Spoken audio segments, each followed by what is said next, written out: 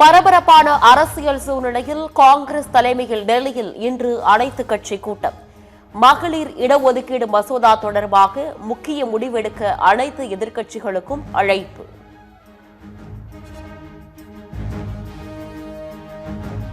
தொகுதி மறுவரையறை மூலம் தென்னிந்தியாவின் அரசியல் செல்வாக்கை பறிக்க பாஜக சதி செய்கிறது.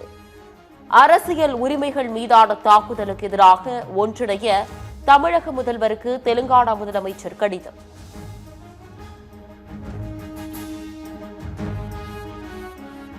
தொகுதி மறுவரையறை குறித்து கடிதம் எழுதிய தெலுங்கானா முதலமைச்சருக்கு தமிழக முதல்வர் மு.க.ஸ்டாலின் ஆதரவு. தென் மாநிலங்கள் ஒரே குரலில் ஒன்றுபட்டு கூட்டாட்சியின் உண்மை தத்துவத்தை நிலைநிறுத்துவோம் எனவும் அறிவிப்பு. மத்திய அமைச்சர்கள் தமிழ்நாட்டிற்கு வந்து சொந்த காசில் சூனியம் வைத்துக் கொள்கிறார்கள்.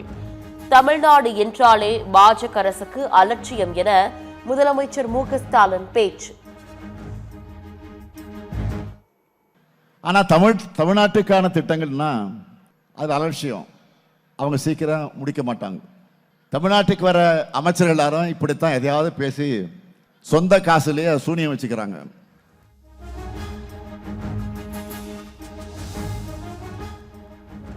அதிமுக ஆட்சியில் இருக்கும்போது தாங்கள் கேட்டதெல்லாம் மத்திய பாஜக அரசு கொடுத்ததாக எடப்பாடி பழனிசாமி பேச்சு.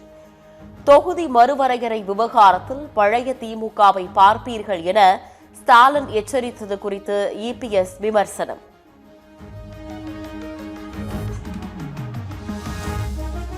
தொகுதி மறுவரையறையால் தமிழகம் உட்பட தென் மாநிலங்களின் அரசியல் வளம் குறையும் என ப. சிதம்பரம் கவலை. எடப்பாடி பழனிசாமி அதிமுகவின் கொள்கைகளை மறந்து அமித்ஷாவின் ஒலிபெருக்கியாக மாறிவிட்டதாக கடும் விமர்சனம். அது மட்டுமல்ல, தென்னாட்டினுடைய பலம் மிக மிக குறையும். பேரறிஞர் அண்ணாவை மறந்து விட்டார்கள், புரட்சி தலைவர் எம்ஜிஆரை மறந்து விட்டார்கள், செல்வி ஜெயலலிதா மறந்து விட்டார்கள். நரேந்திர மோடி சொன்னா, அமித்ஷா சொன்னா அதை ஒலி பெருக்கியாக இருந்து சொல்வதுதான் எடப்பாடி பழனிசாமி அவர்கள். பாஜக மற்றும் கூட்டணி கட்சி வேட்பாளர்களை ஆதரித்து கன்னியாகுமரியில் பிரதமர் மோடி இன்று பிரச்சாரம். நாகர்கோவில் வேப்பமூடு சந்திப்பு முதல் வடச்சேரி வரை 1 கிலோமீட்டர் தூரத்திற்கு பிரதமர் மோடி ரோட் ஷோ.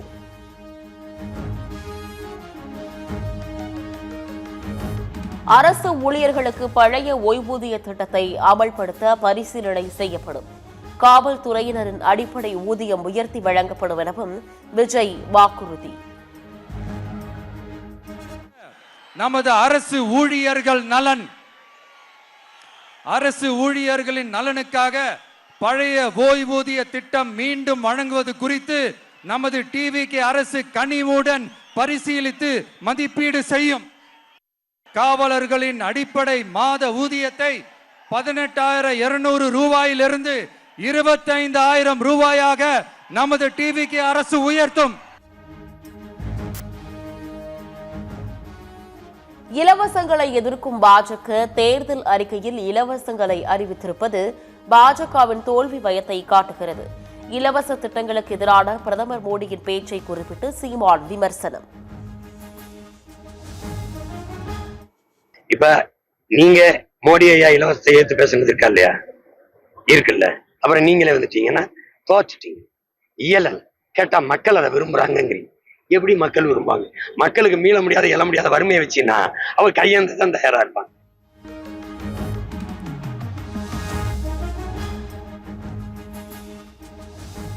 கொண்டு வந்த திட்டத்தில் ஊழல் செய்பவர்கள் காங்கிரஸ், ஊழல் செய்வதற்காகவே திட்டத்தை கொண்டு வருபவர்கள் திமுக. தமிழகத்தில் பொறுப்பு டிஜிபி போன்று பொறுப்பு முதலமைச்சரை போட்டிருக்கலாம் என அண்ணாமலை விமர்சனம்.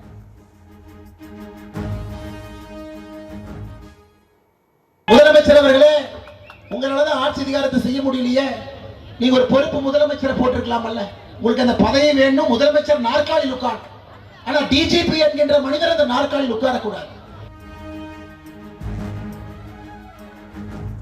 10 தோல்வி பழனிசாமியை மொத்த தோல்வி பழனிசாமியாக மாற்றி வீட்டில் உட்கார வைக்க வேண்டும். நெல்லையில் திமுக வேட்பாளரை ஆதரித்து பிரச்சாரம் செய்த உதயநிதி ஸ்டாலின் பேச்சு. டெல்லி வெர்சஸ் தமிழ்நாடு, இதுல நாம டெல்லியை வீழ்த்தடிச்சு 10 தோல்வி பழனிசாமிய மொத்த தோல்வி பழனிசாமியாக்கி வீட்டுக்கு அனுப்புறோம். செய்வோமா?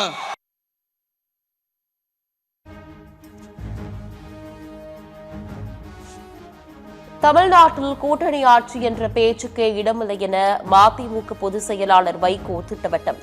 100 நாள் வேலைவாய்ப்பு திட்டத்தால் விவசாய வேலைக்கு ஆட்கள் கிடைப்பதில்லை என கருத்து.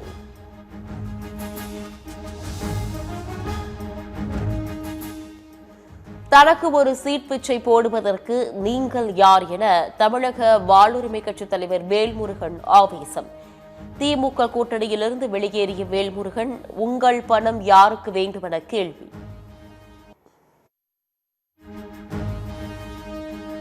பீகார் மாநில புதிய முதலமைச்சராக பாஜகவை சேர்ந்த சாம்ராஜ் சௌத்ரி இன்று பதவியேற்பு. பீகார் துணை முதலமைச்சர் பதவிக்கு நிதிஷின் ஐக்கிய ஜனதா தளம் கட்சியில் கடும் போட்டி.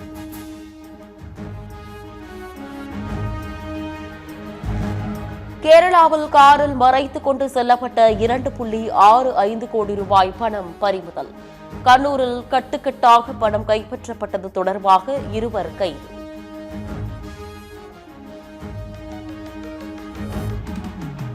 பிரதமர் மோடியுடன் அமெரிக்க அதிபர் டிரம்ப் தொலைபேசியில் பேச்சு. மேற்காசிய போர் சூழல், ஹோர்முஸ் நீரிணை குறித்து பேசியதாக பிரதமர் மோடி தகவல்.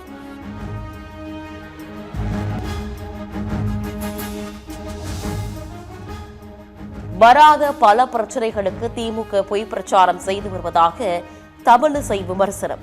புதுச்சேரியில் அதிகபட்ச வாக்குப்பதிவிற்கு தாவேக்கு அல்ல, எஸ்ஐஆர் தான் காரணம் என விளக்கம்.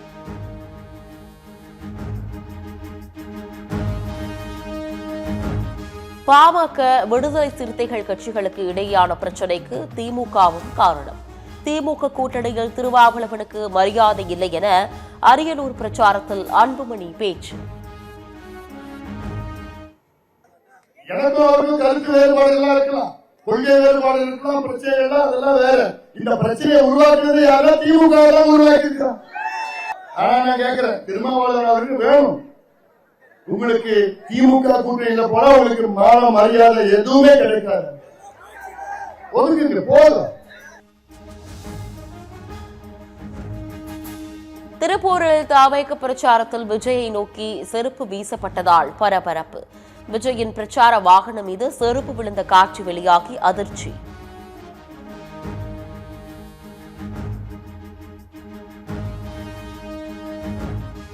பெண் வேட்பாளரின் தாயார் குறித்து அசாம் முதலமைச்சர் ஹிமந்த பிஸ்வா சர்மா வெறுப்பு பேச்சு. சர்ச்சை கருத்து தொடர்பாக ஹிமந்த பிஸ்வா சர்மா மீது தேசிய மகளிர் ஆணையத்தில் வேட்பாளரின் தாயார் புகார்.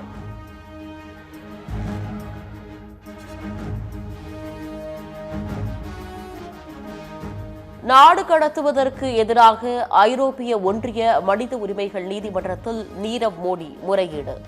இந்தியாவிற்கு அனுப்பப்பட்டால் தனக்கு மனித உரிமை மீறல் நடைபெறும் என புதிய வழக்கு தாக்கல்.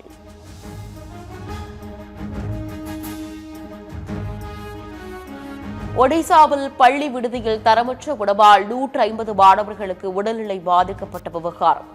5ஆம் வகுப்பு மாணவன் சிகிச்சை பலனின்றி உயிரிழந்ததால் விசாரணை தீவிரம்.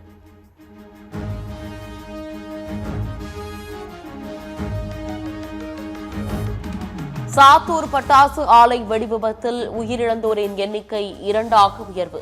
படுகாயமடைந்த மேலும் 2 உயிருக்கு ஆபத்தான நிலையில் தொடர்ந்து தீவிர சிகிச்சை.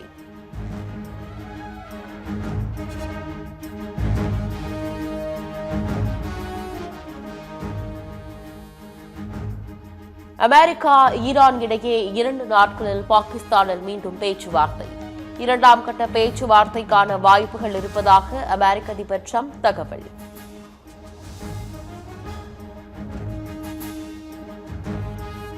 ஈரானுக்கு சீனா ராணுவ ஆதரவு வழங்குவதாக வெளியான தகவலுக்கு சீனா திட்டவட்டமாக மறுப்பு. ஈரான் விவகாரத்தில் சீனா மீதான வரியை உயர்த்தினால் அமெரிக்காவிற்கு பதிலடி கொடுக்கப்படும் எனவும் எச்சரிக்கை.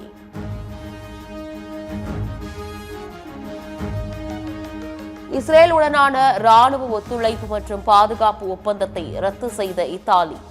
லெபனானில் இஸ்ரேல் தொடர் தாக்குதல் நடத்தி வரும் நிலையில் இத்தாலி பிரதமர் மெலோனி அதிரடி.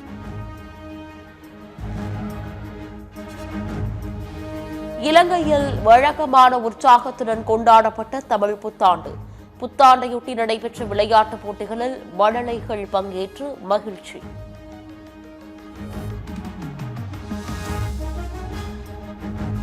பாகிஸ்தானில் ஒரே ஆண்டில் 331 குழந்தைகளுக்கு HIV தொற்று பாதிப்பு. பயன்படுத்திய ஊசிகளை மீண்டும் பயன்படுத்தியதால் நேர்ந்த விபரீதம்.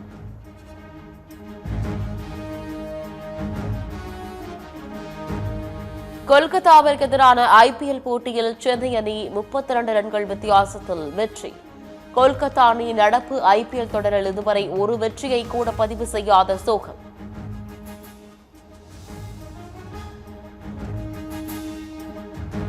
IPL தொடரில் இன்று நடைபெறும் போட்டியில் பெங்களூரு லக்னோ அணிகள் மோதல். லக்னோவை வீழ்த்தி புள்ளிப்பட்டியலில் முதலிடத்திற்கு முன்னேற பெங்களூரு முனைப்பு.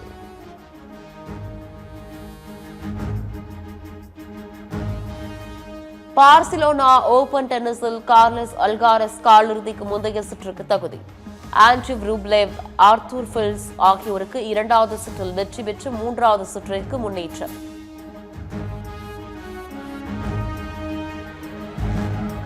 பாகிஸ்தான் பிரீமியர் லீக் கிரிக்கெட் தொடரில் விளையாட ஜிம்பாப்வே வீரருக்கு 2 ஆண்டுகள் தடை. இந்தியாவின் IPL போட்டிக்காக பாகிஸ்தானின் PSL தொடரிலிருந்து விலகியதால் நடவடிக்கை.